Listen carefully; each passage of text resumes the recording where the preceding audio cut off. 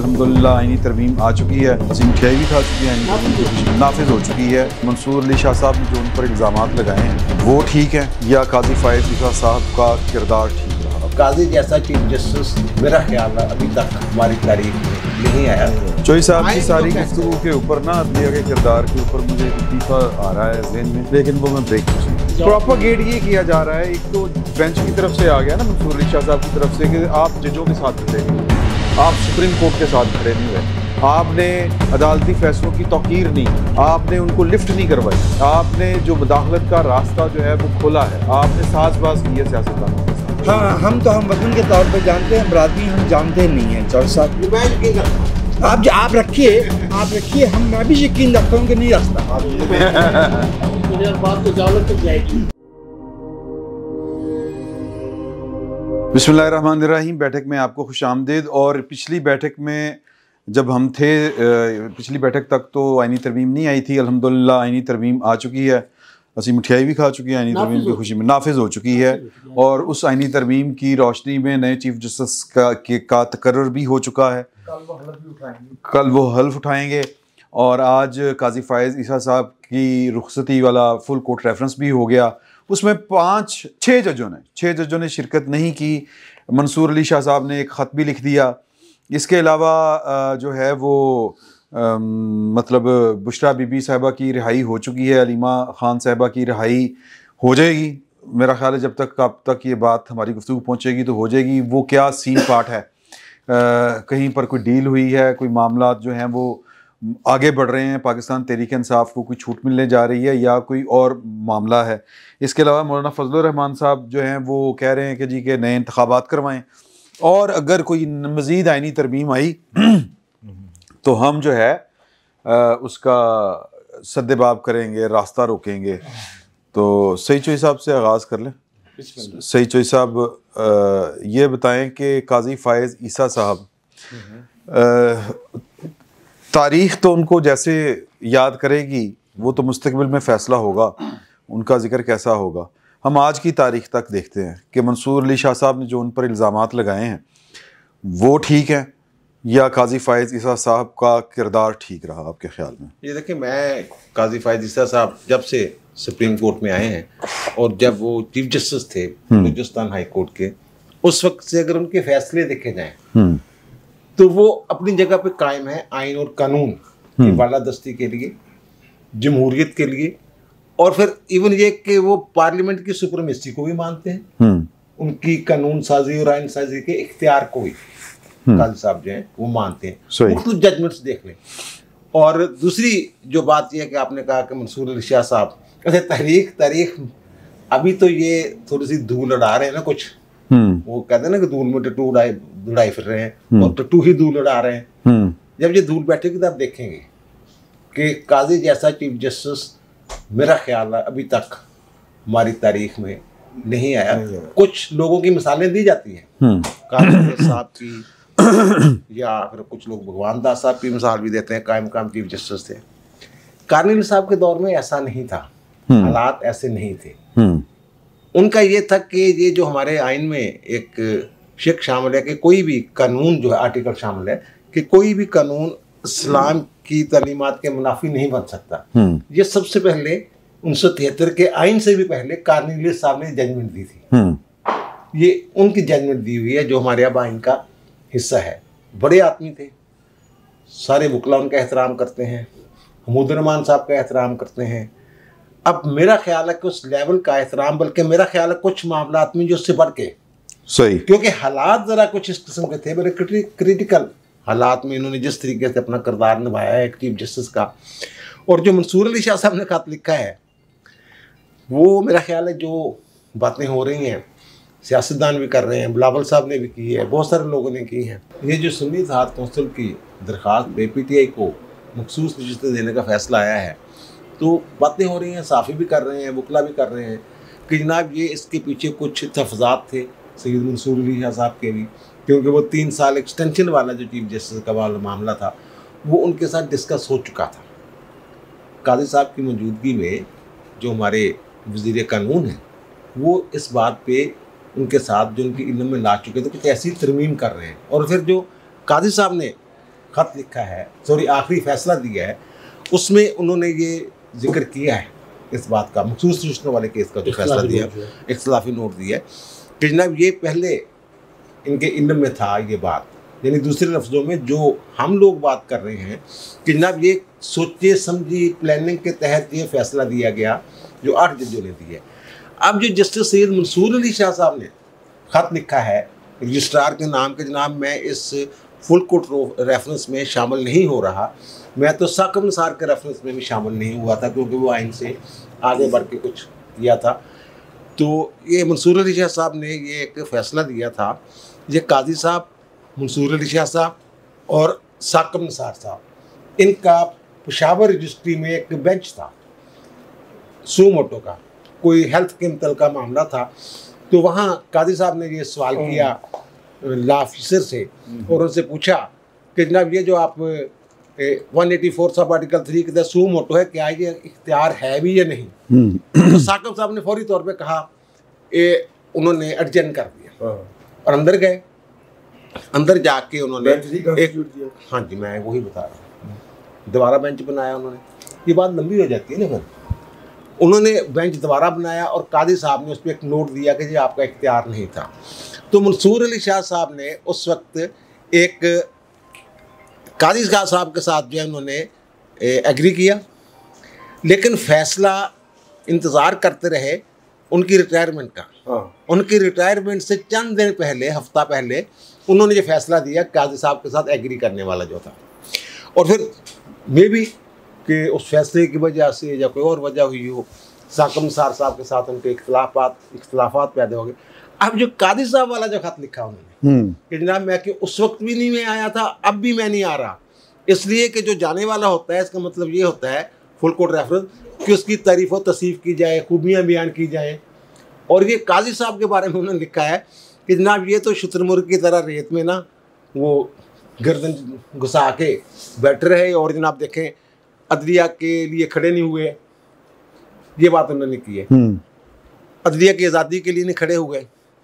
इससे ये लग रहा है कि वो एक तरह से ये इतराफ़ी बयान है उनका, ये खत जो है कि जनाब ये देखें हमने तो 26वीं तरमीम रोकने के लिए वो सारी नशिस्तें ले ली, हुकूमती जमातों से 2 अक्सरियत ख़त्म कर दी, ठीक है, काजी साहब हमारे साथ नहीं खड़े हुए, हमने तो तरमीम मंजूर ही नहीं होने देनी थी, हम तो पार्लियामेंट के इस इख्तियार को मानना ही था, हमने तो वो भी जो है अगर तरमीम हो भी जाती तो उसको हमने मुअत्तल करना था, बिल को मुअत्तल करना था, जैसे माजी में होता रहा है। ये सुप्रीम कोर्ट का इख्तियार ही नहीं, ये खुद साख्ता इख्तियार है, इन्होंने खुद ही ये बनाया हुआ है, ये खुद ही उसके खालिक हैं और खुद ही उसके पीछे कोई आईनी पावर नहीं है। आईनी में तो सीधा सीधा लिखा हुआ है कि बल्कि वजाहती नोट भी है कि कोई भी आईनी तरमीम कर सकती है पार्लियामेंट और उसका अदालती जायज़ा भी नहीं लिया जा सकता, उसका जुडिशल रिव्यू हो ही नहीं सकता। सही इन्होंने अपने तौर पे महमूद अचकज़ई केस से शुरू हुए हैं ये 90 की दहाई से, उससे पहले तो कोई ऐसी जजमेंट थी ही नहीं क्योंकि बुनियादी ढांचा है अदलिया के ज़ाती। यानी ये कहते हैं कि इनके जो फैसले हैं उनको फोकियत दी जाए आइन के ऊपर, ये कैसे हो सकता है? सही कादी साहब ने फोकियत नहीं दी, उन्होंने बार बार हर एक तकरीबन जो भी ये 184 सब आर्टिकल 3 का जो आइन की तशरीह का मामला, तो उन्होंने ये कहा कि जनाब जो जजेस हैं उनके फैसलों को ना मेरे सामने रखें। चोई साहब की सारी गुफ्तगू के ऊपर ना अदलिया के किरदार के ऊपर मुझे एक लतीफ़ा आ रहा है ज़हन में, लेकिन वो मैं ब्रेक में सुनाऊंगा। सर प्लीज ये मैं ये समझता हूँ कि मोहर तस्दीक सबत की है मंसूर अली शाह साहब ने ये ख़त लिख के इस बात पे कि इनका मकसद जो था 8 जजों का जो इन्होंने जजमेंट दी है वो 26वीं आईनी तरमीम को रोकना चाहते थे। इमदाद सुब्रो साहब आप मतलब क्या उधर ही चल रहा है सर जी? मैं सर इजाज़त है सर, क्यों नहीं? देखिए चोई साहब ने तो दरिया में समंदर को बंद कर लिया, क्यों कूजा नहीं था, दरिया ही था ये, लेकिन बहरहाल उन्होंने बड़ा ज़बरदस्त पॉइंट उठाए। मंसूर अली शाह साहब के ख़त में एक चीज़ जो मुदाखलत वाली है वो ये कह रहे हैं कि अदलिया के अंदर मुदाखलत के दरवाजे खोले। गुजारिश ये है कि मुदाखलत कर कौन रहा था? आप पार्लियामेंट के अख्तियार में मुदाखलत कर रहे थे। पार्लियामेंट आपके अख्तियार में मुदाखलत कभी पार्लियामेंट ने किया ही नहीं है। पार्लियामेंट के अख्तियार में आप मुदाखलत कर रहे थे मखसूस नशिस्तों का फैसला देके। आप उसके बाद एक वजाहत फिर वजाहत उन दिनों जारी करते हैं जिन दिनों पार्लियामेंट के इजलास आईनी तरमीम के लिए हो रहे होते हैं। तो आप तो पार्लियामेंट के अख्तियार के ऊपर डाका डाल रहे थे अपने फैसलों के जरिए, सही डाका डाल रहे थे। पार्लियामेंट ने अपना अख्तियार इस्तेमाल किया, मुदाखलत नहीं। एक तो ये जो लोगों को कंफ्यूज करते हैं ना, ये जितने भी हमारे वकील दोस्त हैं या तज्जिया निगार हैं या कभी कभी हम भी, भाई बात अख्तियार की है, बात मुदाखलत की तो है ही नहीं। वो अख्तियार जो पार्लियामेंट से छीना गया था वो अख्तियार पार्लियामेंट ने वापस लिया है। सही, ये जो अख्तियार इंतज़ामिया का था वो इंतज़ामिया के पास होना चाहिए। अब ये तारीख भरी हुई है, इफ्तिखार चौधरी के बाद से हम शुरू कर लेते हैं, पीछे नहीं जाते। या फिर पहले मार्शल लॉ, दूसरे मार्शल लॉ 73 के बाद जो मार्शल लॉ लगा, आइन के बाद जो मार्शल लॉ लगा, मुत्तफिक आइन के बाद, उसमें जुडिशरी जो है वो किस साइड पे खड़ी हुई है? उधर। और फिर इफ्तिखार चौधरी के बाद क्या हुआ है कि जी हम चलाएंगे मुल्क को और अवाम की उमंगों के मुताबिक फैसले देंगे, आइन के मुताबिक नहीं, हम अवामी नुमाइंदे हैं, ये जज साहब कहा करते थे। और ये वकील जो हैं ये हमारे सिपाही हैं, मतलब यहाँ पर ख्वाजा शरीफ साहब हुआ करते थे, चीफ जस्टिस के नाम जी, यहाँ पर ख्वाजा शरीफ साहब चीफ जस्टिस हुआ करते थे। वो कहते थे मैं चीफ जस्टिस का सिपाही हूँ। आप सोचे ना कि अदलिया के अंदर गिरावट कितनी हुई, और वो सारा मुदाखलतों का नतीजा था। आज पार्लियामेंट असर्ट कर रही है और इसमें कोई शक नहीं है कि चीफ जस्टिस सईद साहब भी बार बार कहते रहते हैं कि अगर काजी फायज ईसा अगर मुदाखलत करते तो फिर शायद तरमीम ना हो सकती। बेजा मुदाखलत, बेजा, या फिर बहुत बड़ी लड़ाई लड़नी पड़ती। मुदाखलत होती बेजा है ना, मुदाखलत किसी के हद में दखल अंदाजी करना बाय डेफिनेशन। तो अगर काजी फायज ईसा अपने साबका चीफ जस्टिस की तरह, इवन जिनका आज उन्होंने शुक्रिया भी अदा किया इफ्तिखार चौधरी साहब का, उनकी तरह अगर मुदाखलत करते तो तरमीम नहीं हो सकती थी। मंसूर अली शाह साहब यही चाहते थे और उनका ख़त यही गवाही देता है, चुगली खाता है कि वो एक पोलिटिसाइज्ड किस्म की अदालत चाहते हैं। वो अदालत जो गुट्टू सी वाली हो, वो अदालत जो पार्लियामेंट, आइन और हुकूमत को कुछ समझे ही ना। देखिए कुछ भी है, हुकूमत का अपना अख्तियार है, हुकूमत सेक्रेटरी लगाएगी, किसी अदालत को ये अख्तियार नहीं है कि अगर वो कोई आइनी और कानूनी पेचीदगी हो उसमें, अदरवाइज ये कि नहीं आप इसको हटाकर इसको लगाएं। हुकूमत अगर रेंटल पावर के मुआहदे करती है तो किसी अदालत को इख्तियार नहीं है कि वो उनको कारके को कहे कि जी आप यहाँ से निकल जाओ और गिरफ्तार करो लोगों को या रिकॉर्डिंग के फैसले दे। तो हमारी अदालत जो है मुदाखलत करती रही है और अब तक अदालत से ये अख्तियार जब वापस लेने की कोशिश की गई है या मुदाखलत रोकने की कोशिश की गई है, ये एक गैंग की तरह मुत्तहद होते हैं। और पहली बार हुआ है कि वो 5 या 6 तक महदूद हो गया। 6 तक, हाँ जी, ले लें। ये जो गैंग वाली बात की है ना, इससे जो उनके फुल कोर्ट रेफरेंस में नहीं आए जज साहबान, वो कौन है? हाँ, वो देखिए, वो मुनीब अख्तर साहब हैं जो 26 में ये आईनी तरमीम ना होती तो उन्होंने चीफ जस्टिस बनना, तो जो बारी लगी हुई थी मंसूर साहब। आयशा मलिक साहब हैं जिनकी बारी लगी हुई थी 2030 में बनना था। शाहद वहीद साहब हैं, उनकी बारी लगी हुई थी। अतर मुनीला साहब वैसे ही आपको बताया कि जनाब आपने मेरा नोट पढ़ा है, इमरान खान को कहा उन्होंने। और परवेज मुशर्रफ की काबीना में रहे उनके दौर में, वो उस वक्त कहते हैं हाँ, चीफ जस्टिस ने काजी फायज ईसा ने सबको बेनकाब किया। उन्होंने ये कहा एक प्रोसीडिंग के दौरान, जो साथ बैठे हुए थे साहब, अतर मुनीला साहब, उनके जब आमर आता है तो वजारतें भी ले लेते हैं और उनके लिए आपके वो खुल जाते हैं, कलम भी खुल जाते हैं, और जब जमहूरियत आती है तो अब छुरियां लेके पीछे चढ़ जाते हैं। ये इन्हीं साहब के बारे में कहा था उन्होंने, तो किसी को छोड़ा ही नहीं। यही शायद उनका कसूर है जी। और दूसरी बात ये है कि ये अब 26 में आइंदे तरमीम तो हो गई, अब उसको नाकाम बनाने के लिए मैं माफ़ी चाहता हूँ। मैं अपने विलाग में ये बात कर चुका हूँ, यहाँ भी दोहरा देता हूँ कि अब इन्होंने ये प्लानिंग की है। पहले ही दिन जब 26 में आइंदी तरमीम के बाद आयशा मलिक साहबा और मंसूर साहब के पास एक केस है उनका, अब तो हर जो मुकदमा है उसमें सवाल उठेगा कि ये आईनी बेंच ने सुनना है या हमने सुनना है। और उसके बाद यही जजेस जो हैं, ये जो आज नहीं गए, यही इन्होंने ये एक वतीरा बना लिया है कि हत्ता के हक शिफा का एक केस आया, हक शिफा का, या अफरीदी साहब उसको हेड कर रहे थे बेंच को, तो शाहद वहीद साहब ने ये सवाल उठा दिया कि मेरे ख्याल में तो जो आइन कानून की तशरीह का मामला बनता है और जो अटार्नी बेसिकली ये अपना रास्ता सीधा ये कर रहे हैं अपने खिलाफ के इन्होंने कम ही ना दिया जाए। हाँ, असली नहीं, कम नहीं, ब्लॉक किया जाए, लेकिन नहीं जो ये कर रहे हैं ना, फिर उसका उल्टा पड़ रहा है हमेशा उल्टा। एग्जैक्टली यही मैं कहना चाह रहा हूँ। उल्टा। अच्छा, जो अटार्नी जनरल साबिक रहा हुआ है सलमान असलम भट्ट, वो कह रहा था सर मैं ये कहना नहीं चाहता था लेकिन बनता है। और अल्लाह के बंदे तू बता, तरमीम में ये लिखा हुआ है कि 184 वाले जो केस है वो इसने सुनने हैं, सदारती रेफरेंस आनी है बेंच ने सुनना है, या 199 के तहत जो केस हाई कोर्ट ने वो अपीलें सुननी है। बाकी मुकदमा तो आपने कानून के मुताबिक फैसले करने। आप यहाँ क्यों बैठे हुए हैं? ये अब ये चाहते हैं कि ये हर मुकदमा दूसरा मुकदमा आईनी बेंच को भेज दें। आईनी बेंच 5 होंगे, 7 होंगे, 9 होंगे, जितने भी होंगे, उनके बाद यानी उनके ऊपर इतना बर्डन डाल दिया जाए यार, और फिर ये लगे कि जनाब 26वीं आईनी तरमीम काबिल अमल ही नहीं है, वो इस तरह का तासर पैदा हो जाएगा। ये काबिल अमल ही नहीं 26वीं आईनी तरमीम, ये इन्होंने क्या यक मार दिए, ठीक है ना। ये सारा इशू ये, लेकिन इससे अब होगा क्या? इससे होगा ये कि एक और आईनी तरमीम आएगी और वो जो आईनी अदालत का मामला रुका हुआ था ना वो बनेगी। ये क्राइम बताते हैं, हाँ, इशारे मिल रहे हैं ऐसे सही, और इनकी हरकतों की वजह से। और मेरा ख्याल है जो आईनी अदालत होगी उसका हुजूम बढ़ जाना है इनकी हरकतों की वजह से, इनका हुजूम जो है सुकड़ जाना है। हाँ, ये सिर्फ नहीं, हुजूम भी वो क्योंकि मुकदमा सारे दो तरफ भेजना चाह रहे हैं। और फिर दूसरी बात यह है कि ये इख्तियार जो है ये आईनी अदालत को मिलेगा कि वो फैसला करेगी। जो उनके सामने केस आएगा कि नहीं यार ये तो आईनी मसला नहीं, ये तुसी करो। जेब कतरे का केस आ गया, जेब कतरे वाले कानून होंदा ना उहदे च भी कहने के कानून की तशरीह का मामला। ये यार मैं सुन ले बात, आमिर इलियास राना साहब ने बड़ी ज़बरदस्त बात की एक प्रोग्राम में बैठे हुए।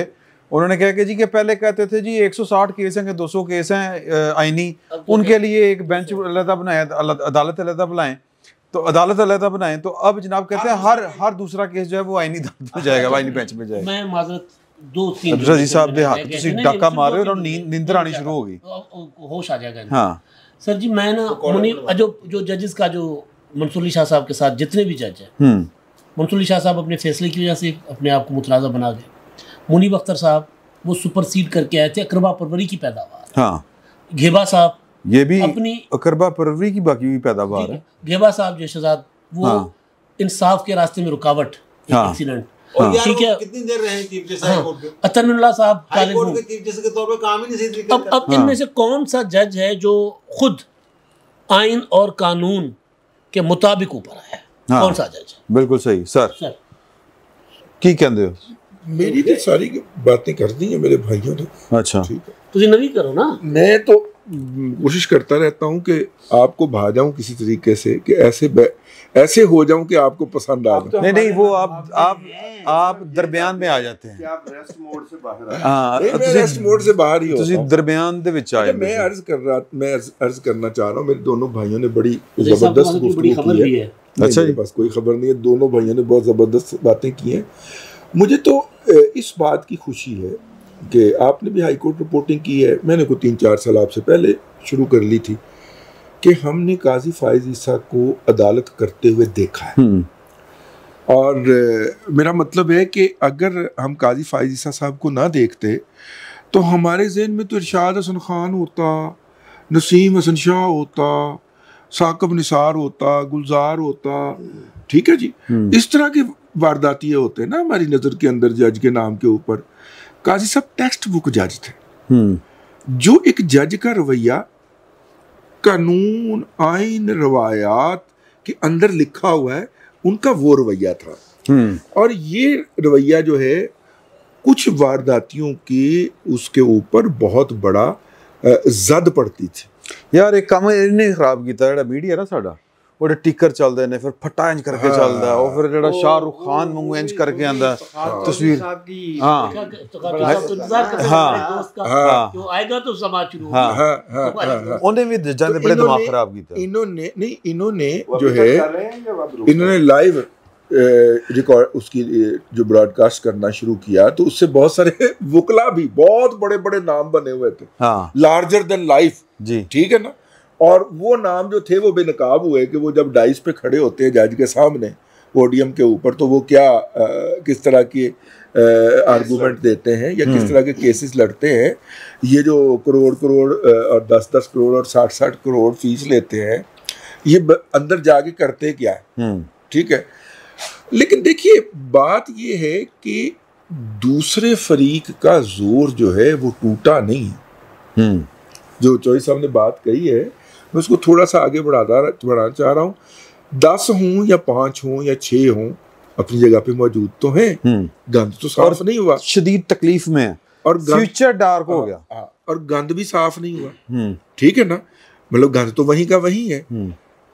तो ये 26वीं आईनी तरमीम का फिर फायदा क्या हुआ अगर ये गंद इस पूरे निजाम में से बाहर नहीं निकलना था। रजी साहब चाह रहे हैं कि बंदा ला ले कोई पोला तो इधरों शुरू हो जाए करके ए चाह रहे हो सर, इस तरह थोड़ी होता है यार, इस तरह थोड़ी होता है। उनके अज़ाइम ज़ाहिर हो रहे हैं उनके खतों से, उनके फैसलों से कि जब हम तो ये पार्लियामेंट को ये इख्तियार जो है ये इस्तेमाल नहीं करने देंगे, तो फिर क्या ये कोड ऑफ कंडक्ट तो फिर बात ही गल है ना, नहीं फौरी तौर पे सर वही सवाल वही है। मतलब ये कि एक मैं चले इसको थोड़ा सा और सादा कर देता हूँ। प्रोपेगेट ये किया जा रहा है, एक तो बेंच की तरफ से आ गया ना, मंसूर अली शाह साहब की तरफ से, कि आप जजों के साथ खड़े नहीं हुए, आप सुप्रीम कोर्ट के साथ खड़े नहीं हुए, आपने अदालती फैसलों की तौकीर नहीं की, आपने उनको लिफ्ट नहीं करवाई, आपने जो मुदाखलत का रास्ता जो है वो खोला है, आपने साजबाज की है सियासतदानों के साथ। एक तो ये इल्ज़ाम है। दूसरा इल्ज़ाम है, और वो जो ट्रोलर्स हैं जो वो कहते हैं कि जी कि काजी साहब ने तो बड़ी ज़्यादती की है एक सियासी जमात के साथ, पाकिस्तान तहरीक इंसाफ के साथ, और ये कहाँ के जज हैं। तो ये एक जो है वो ये नहीं कह ले कि सीन ये है, ठीक है। तो इस सीन के ऊपर जो है वो आप अपनी ज़रा बड़ी अच्छी गुफ्तगू तीनों साहबान इल्म ने की है, और भाई सईद ने तो कुछ कदर पैमाई भी की। मुझे उससे जुज़वी इख्तिलाफ है। एक तो मैं ये अर्ज़ करूँ कि जस्टिस अब्दुल रशीद जो हमारे मुल्क के सबसे पहले जज थे जिन्होंने कायदे आज़म से हल्फ लिया था, उन्हें ना फरामोश कीजिए। ये जो मुदाखलत वाला किस्सा है ये जस्टिस मुनीर से शुरू हुआ, एक। दूसरे जो आज का पाकिस्तान है तब ये मगरबी पाकिस्तान था। अच्छा, ये उसके जज शीर साहब ने हमारी बरादरी के थे, ये बागवानपुरा में, मुझे मालूम है मेरे भाई, मुझे मालूम है बागवानपुरा से थे। हाँ, हम तो हम वतन के तौर पे जानते हैं, बरादरी हम जानते नहीं हैं। चौधरी साहब मैं यकीन रखता हूँ, आप रखिए, मैं भी यकीन रखता हूँ कि नहीं रखता।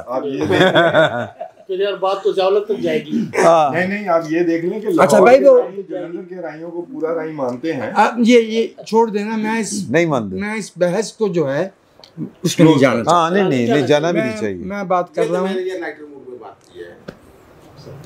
मैं बात करना चाह रहा हूँ कि जो तब मगरबी पाकिस्तान था और आज का पाकिस्तान है, उसके चीफ जस्टिस रुस्तम कियानी। हाँ जी, वाह वाह वाह। मैं बात करना चाहता हूँ उस हमूदुर्रहमान कमीशन की जिसकी रिपोर्ट जो है उसको शाये करने की मुकम्मल सूरत में आज तक हिम्मत नहीं हुई। जस्टिस कर्नेलियस का नाम जो मेरे भाई ने लिया सईद साहब ने, उस पर मुझे इतराज़ है। अच्छा, जिस फैसले का हवाला दिया उस पर भी इतराज़ है बतौर शहरी के। और जो PNA की तहरीक में कर्नेलियस साहब ने किरदार अदा किया, वो PNA के फाइनेंसिस मैनेज कर रहे थे।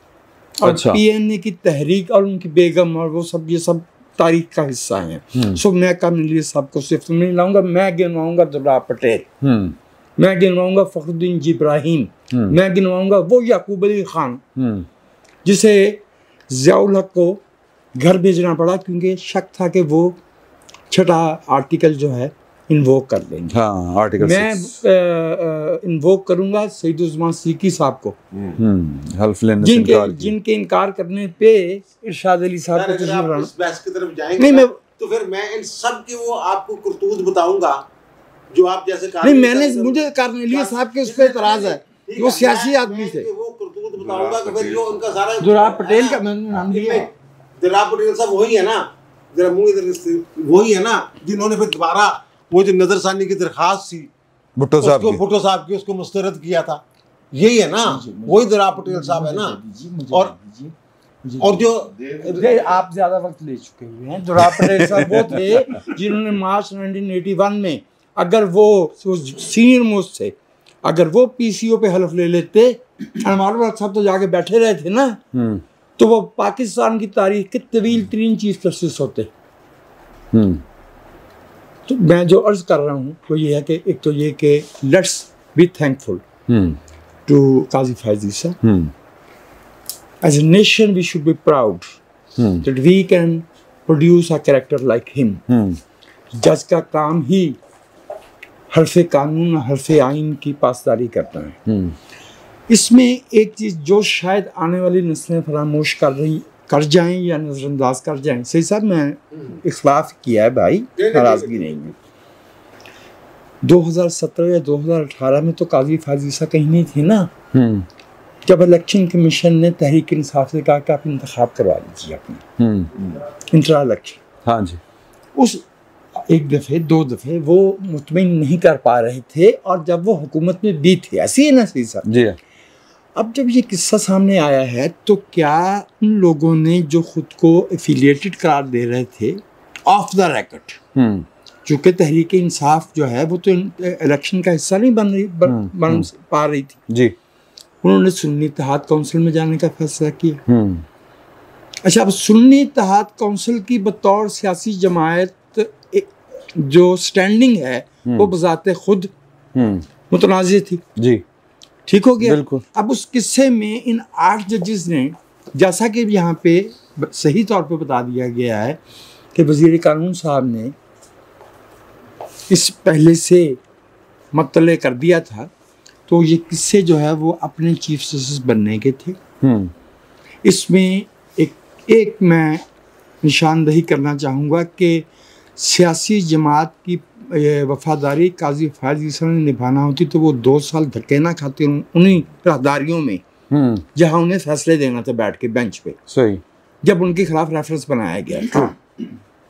ठीक है ना। या देखिए, मैं तो सीधी बात जानता हूँ कि मैंने बार बार कहता हूँ इस मुल्क में 2 धारें हैं, एक जमहूरी है, एक गैर जमहूरी है। अब उसमें गैर जमहूरी धारे में भी हर तबके और हर इदारे से लोग हैं, और जमहूरी तबके में भी हैं। ये और बात है कि बदकिस्मती से भाई सुमरो, हम अपनी आंखों के सामने इस मुल्क में जमहूरी आवाज़ों को कमज़ोर होता हुआ देख रहे हैं। और हमने इस मुल्क में किसी सहाफ़त से लेके अदलिया तक, पार्लियामेंट से लेके सियासत से लेके एकेडमिया तक, बाकी नाम नहीं मैं ले रहा, ठीक है, क्योंकि मैं उनको शायद इस सब में गिनता ही नहीं। ठीक है। They don't determine the stature of my nation. They do.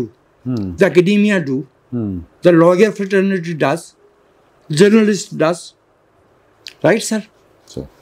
मेरी नज़र में ये जो मामला, ये जो खत लिखा गया है, ये अंगूर खट्टे हैं का है। अंगूर खट्टे, हाँ, अच्छा, जाहिर है। अंगूर यार, एना दुखी और एना डेस्परेशन, ये तो नहीं छड़ांगा, ए वाला नहीं है। नहीं, ये अंगूर खट्टे हैं, अंगूर खट्टे हैं, अंगूर खट्टे हैं। दुनिया भर में जजेस की अपॉइंटमेंट जो है, जजेस पेश होते हैं पार्लियामेंट के सामने, उनसे सवाल जवाब किए जाते हैं, उनकी मंजूरी दी जाती है।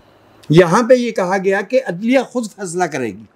हाँ। ये पार्लियामेंट का अख्तियार था, पार्लियामेंट बालादस्त है, आईनी तरमीम पार्लियामेंट का अख्तियार था, और उसके पास होने पे हमें खुश होना चाहिए। काजी फैज ईसा घर गए हैं ना, अगर ये जाती मुफाद का मामला होता जी मेरे भाई। सर वो ये कह रहे हैं कि अभी हमें इसका जुडिशियल रिव्यू करना है, इसका अदालती जायजा लेना है। 239 भाई सईद, अच्छा मैं बेयर मी आउट, 239 क्लियरली कहती है कि आईनी तरमीम को जुडिशियल रिव्यू। सर मैं वो कह रहे हैं भाई, सुन लो सर, ਉਹ ਨਾ ਸਾਈਕਲਾਂ ਦੀ ਪੈਂਚਰ ਵਾਲੀ ਜਿਹੜੀ ਦੁਕਾਨ ਹੁੰਦੀ ਨਾ, ਉੱਥੇ ਬੈ ਕੇ ਰਿਵਿਊ कर सकते हैं, कर लें। अच्छा, वो रमज़ान चोई साहब हमारे दोस्त हैं, पाकिस्तान बार काउंसिल के वाइस चेयरमैन हैं, ईंट से ईंट बजा दूंगा। हाँ जी, लेकिन उदों होर पासे सन ना, उदों PCO वाला चक्कर सन। अच्छा, हमारे दोस्त हैं, भाई हैं, हाँ, लेकिन उसके बावजूद एक काम उनका गलत है तो है। अच्छा, उन्होंने ना हामिद खान साहब ने कहा ईंट से ईंट बजा देंगे। उन्होंने कहा जी वो हमारे बुजुर्ग हैं, उनको ईंट से ईंट बजाने से कौन रोक सकता है? 2 ईंटें लें, घर चले जाएं, ईंट से ईंट बजाते रहें। ये सर जुडिशियल रिव्यू कर, ये हमारी Punjab judicial vice chancellor doctor Ajmal साहब का जुमला है। अच्छा मैंने जो कहना था वो कह दिया। ठीक है सर।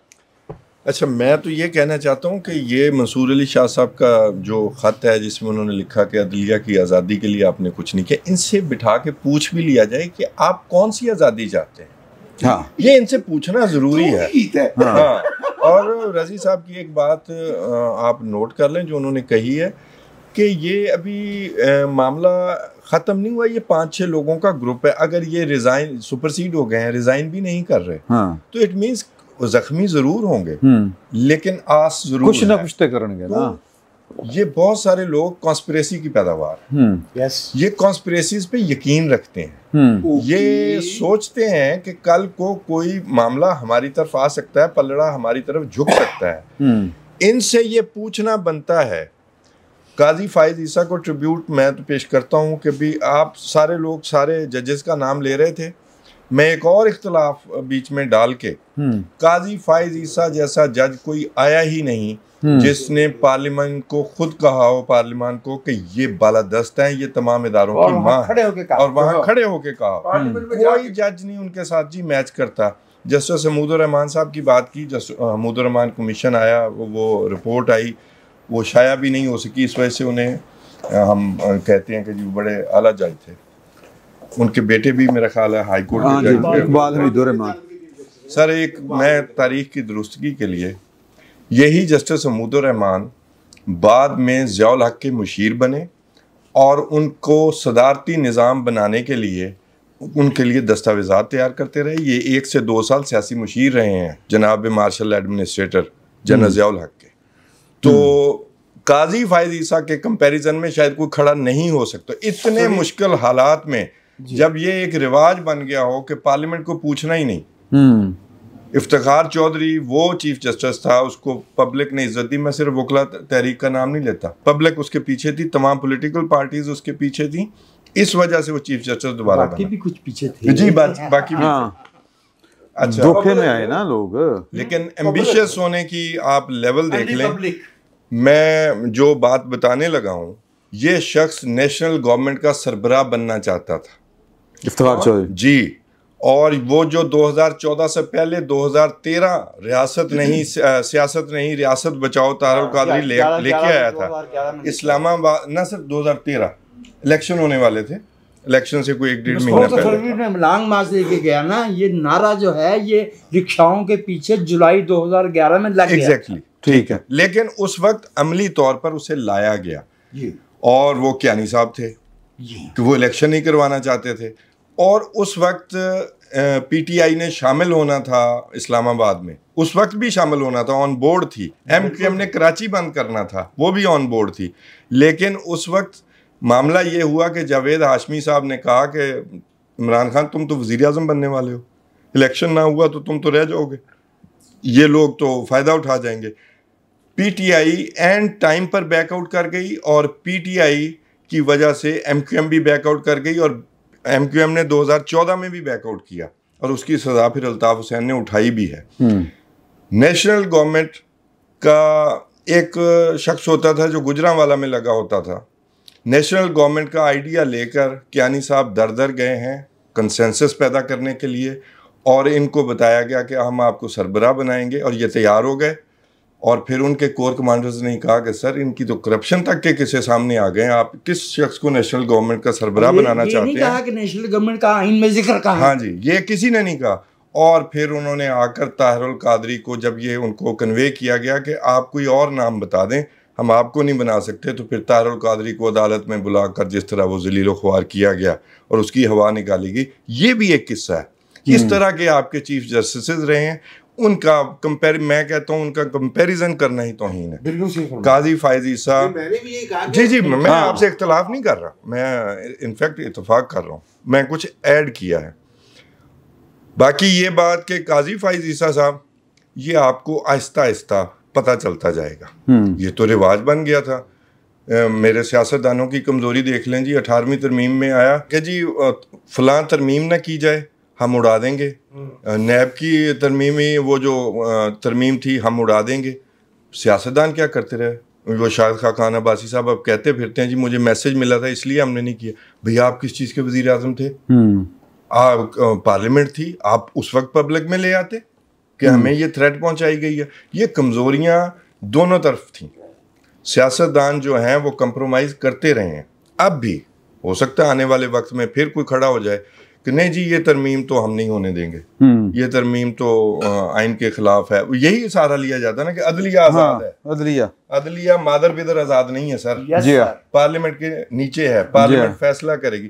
तो कल को भी सियासतदानों ने ये स्पाइन दिखानी है कि सॉरी सर आप इसमें नहीं आ सकते, आप नहीं बोल सकते, हम नहीं मानते आपका फैसला, आपको शायद यहां तक भी जाना पड़े। ये 5-6 लोग जो मौजूद हैं मेरी नज़र में ये किसी मकसद के लिए ही हैं। हाँ। ये किसी और के लिए स्पेस नहीं छोड़ना चाहते। और जैसे वजाद साहब ने कहा जमहूरी सोच वाले और गैर जमहूरी सोच वाले, गैर जमहूरी सोच वाले मुझे तो बाज़ औकात लगता है कि ज़्यादा लोग हैं। जी हाँ, ज़्यादा लोग हैं। और मैं ज़ाती तौर पर जस्टिस मंसूर अली शाह को एक अच्छे जज के तौर पर शुमार करता था आज के लेटर के बाद। इवन मैं ये भी समझता था उन्होंने बेशक वो फ़खर दुरानी साहब की स्टोरी है कि अपनी वाइफ को कहा कि आपके लीडर का काम कर दिया है, तो बड़ी हैरानगी हुई मुझे। कभी ये स्टोरी जो है, फ़खर दुरानी बड़ा क्रेडिबल जर्नलिस्ट है, तो आज के लेटर के बाद तो मैं हैरान हुआ हूँ कि ये लोग क्या सोच रहे थे, कहाँ तक सोच रहे थे। ये वाकई अक्टूबर का प्लान था कि ये गवर्नमेंट खत्म हो जाती। जी बिल्कुल प्लीज नो डाउट सर। एक तो लेटर कि मैंने पहले भी कहा था कि ये लेटर जो दुखड़ा ज़्यादा महसूस होता है। अच्छा, उसकी एक वजह है, खाली ये नहीं है कि उनको ये महसूस हो रहा है कि यहाँ पे जो है वो अपना अदलिया पे दबाव डाला गया है और काजी साहब ने रास्ता फराम किया है। और अभी खान साहब ने कहा था कि वो कौन सी आज़ादी चाहते हैं और किस किस्म के जजेस चाहते हैं। तो सर गुजारिश ये है कि वो जज, वो सरगोदा वाले जज, वो जो लेटर लिखते हैं और उसी दिन 60 मुलजमान को बेल दे देते हैं जो मियाँ वली एयर बेस पे मुलव्वस थे। बिल्कुल।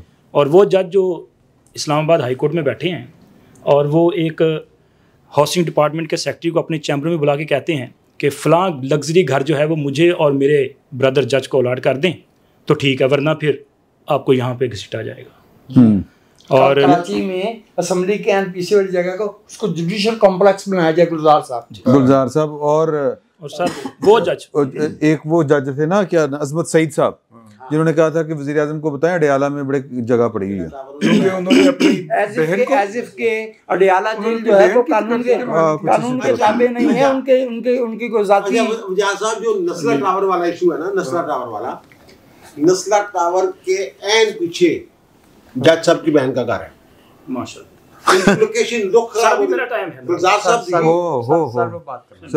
की बड़ी स्टोरीज हैं। हाँ, बड़ी स्टोरीज, बढ़िया भाई दाना खाक में मिलके गुलजार होता है। लेकिन देखिए बात ये है कि बच्चे अगर बिजनेस कर रहे हैं उनके, तो कराची के अंदर प्रॉपर्टी डीलर्स को तो सजदे में गिर जाना चाहिए सर कि गुलजार साहब के बच्चे कारोबार कर रहे हैं तो हम ना करें। अब मुझे वैसे ही मेरे ख्याल 2 मिनट बड़ी मुश्किल नहीं सर, आज 5 मिनट में क्योंकि मैं इस पे बात करना चाहता हूँ। Sir thank you sir. वैसे जज चाहिए जैसे ट्रकों की डील कर रहे हैं। हमें वैसे जज चाहिए जो बताएं कि आप भले जितनी मर्जी शिकायत करते रहें, ये तो मेरा भाई है। वैसे सच नहीं, इसलिए नहीं किया जा रहा। और काजी फाइज ईसा साहब अपनी फर्स्ट इनिंग जो है वो कामयाबी से खेल के गए हैं। और जी सर, और सेकंड हो सकती, अभी आपने ही इशारा दिया था कि 27वीं आईनी तरमीम आ सकती है। अच्छा। और उसका रास्ता खुद हमारे ये जज साहबानी निकाल रहे हैं ना। दीवाना दीवानगी में बड़ी बात क्या है तो मतलब वो देखें कि अगर आप इसी तरह करेंगे कि जी बर्डन डालना है, मेरा ख्याल है कि शायद अब सर एक मिनट वो फिर बात कहीं और निकल जाती है, क्योंकि बात अभी लंबी है, मैं कुछ और करना चाह रहा हूँ साथ। अब अगर बर्डन आप कॉन्स्टिट्यूशनल बेंचेस पे डालते जाएंगे तो मौलाना फजल रहमान साहब की ये मेरा ख्याल तजवीज़ थी पार्लियामान में। उन्होंने कहा था कि आप पर्सन स्पेसिफिक अमेंडमेंट ना लेके आए, आप अदारे स्ट्रॉन्ग करें और आप आईनी अदालत बनाएं। हुकूमत और मौलाना साहब तो मुतफिक थे वफाकी आईनी अदालत पे, तो फिर ये बेंच की तजवीज़ किसने दी थी? तहरीक इंसाफ ने। तो अब तहरीक इंसाफ तो इस प्रोसेस का हिस्सा ही नहीं है ना, उन्होंने वादा खिलाफी की। तो तहरीक इंसाफ अगर आउट हो जाएगी और फिर उसके बाद नई अमेंडमेंट के बाद आईनी बेंच तश्कील होंगे, आईनी बेंचों के पास आईनी मामला जाएंगे जिनमें मखसूस नशिस्तों वाला केस भी जाना है, जिसमें बाकी मामला भी जाने हैं, वहाँ से फैसले भी आने हैं, फैसले आने के बाद वो सीटें रिवर्स भी होनी है, सीटें रिवर्स होने के बाद जिनकी मेजॉरिटी कम की गई है वो वापस भी आनी है। तो फिर 27वीं आईनी तरमीम का रास्ता साफ होगा या नहीं होगा? हो सकता होगा। और दूसरा सर, अभी सब दोस्तों ने बात की, लेकिन ये जो कहा जा रहा है ना कि ये जो 5-6 जज वहाँ पे बैठ के शरारतें करेंगे या आग लगाने की कोशिश करेंगे, तो सर 2 का तो डंग निकल गया। रेफरेंस के तौर पे लाहौर हाईकोर्ट में भी यही कुछ हुआ था। तीसरे नंबर से आलिया नीलम साहिबा चीफ जस्टिस बनी और 2 जज सुपरसीड हुए। आलिया नीलम साहिबा आई थिंक 10 अक्टूबर को 15 दिन की रुखसत पे बैरून मुल्क गई। तो कायम मकाम चीफ जस्टिस कौन था? आबिद अजीज शेख साहब, बाद वाला सीनियर जो चौथे नंबर। हाँ जी, अच्छा, जूनियर थे। हाँ सर, फिर इसका मतलब है कि जनाब इज्जत माब मंसूर अली शाह साहब और मोहतरम जनाब मुनीब अख्तर साहब, ना तो वो किसी जुडिशल कमीशन का हिस्सा बन सकते हैं, ना वो किसी आईनी बेंच का हिस्सा बन सकते हैं, ना वो सुप्रीम जुडिशल काउंसिल का हिस्सा बन सकते हैं। अगर वो चीफ जस्टिस के लिए कंसीडर नहीं किए जा सकते तो फिर किसी और के लिए कंसीडर, हाँ, वो एज ए जज उस वक्त तक बैठे काम कर सकते हैं जब तक उनकी टर्म मुकम्मल नहीं हो सकती। लेकिन उनके पास इससे ज्यादा इख्तियार नहीं, वो उनके नहीं कि चल यार जज बैठा रहे, बस इससे ज्यादा और कुछ नहीं। बढ़िया गल्ला करें थोड़ी माफी चाहता हूँ, वो जो है थोड़ी सी माफी 26 उनसे माजरत 26वीं आईनी तरमीम है ना, उसमें ये लिखा हुआ है कि जो सुप्रीम जुडिशल काउंसिल उसके हवाले से भी और जो जुडिशल कमीशन है उसके हवाले से भी कि चीफ जस्टिस होंगे और 2 सीनियरिटी मेरे बेटे मेरे भाई ये तब्दील नहीं होनी। मैं माफ़ी चाहता हूँ, अब मुझसे बहुत छोटे हैं इसलिए मुझसे बेटा निकल गया। तो वो सीनियरिटी तब्दील इन्होंने बैठना है सीनियर जज के तौर पे, जुडिशल कमीशन में भी बैठना है इन्होंने और सुप्रीम जुडिशल काउंसिल में बैठना है। लेकिन जब इनके खिलाफ रेफरेंस जाएगा ना फिर नहीं बैठेंगे, फिर नहीं बैठेंगे। और दूसरी ਤੁਸੀਂ ਜਿੱਦਾਂ ਹੱਸ ਕੇ ਗਿਆ ਮੈਨੂੰ ਲੱਗਦਾ ਕੋਈ ਗੱਲ ਹੈਗੀ। एक का तो पक्का ही लग रहा है मुझे। अच्छा, एक साहब का तो पक्का लग रहा है। और जिन्होंने बेगम नु क्या बात है यार, खान साहब ये क्या बात कर रहे हैं आप? ठीक है ना, अभी जज है, वो अभी जज है। मैं माफी चाहता हूँ, सीनियरिटी वही रहनी होती है। और वहाँ अगर ये लिखा होता ना कि 2 सीनियर मोस्ट जज आफ्टर द चीफ जस्टिस के बाद वाले 2, फिर आप वाली बात दुरुस्त थी। वहाँ ऐसा नहीं लिखा हो, वहाँ सिर्फ यही लिखा हो 2 सीनियर तरीन जज। वजाहत साहब ने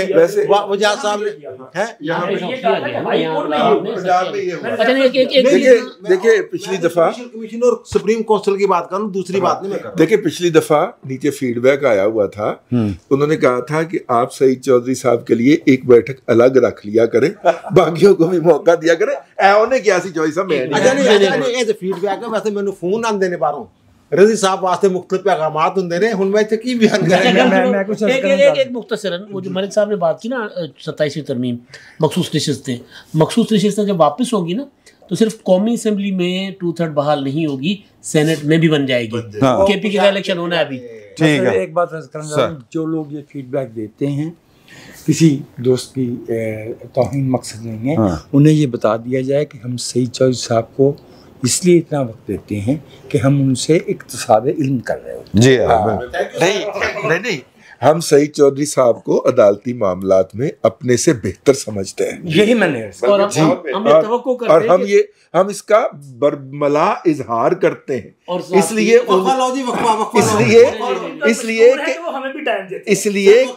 इसलिए कि इस वक्त भी सुप्रीम कोर्ट के और हाई कोर्ट के सिटिंग जजेस जो है बहुत सारे मामलात में सईद चौधरी साहब से कंसल्ट करते हैं। जो हिसाब का काम ज्यादा चुक देता है, जो कि मैं हकीकत भी है, मेरे को तो एक वाकया भी है तो जिसका मैं चशमदीद गवाह हूँ, तो मैं फिर कभी सुनाऊंगा, बल्कि टोटियां सुनावांगा। टोटियां काफ़ी अरसा हो गया टोटे नहीं कीते, तो एक छोटा सा वक्फा लेते हैं। वापस आके हमने बात करनी है बुशरा बीबी नू छड़ता अगले ने, अलीमा बीबी नू छड़न लगे ने की चक्कर की चल रहा, एक छोटा सा वक्फा।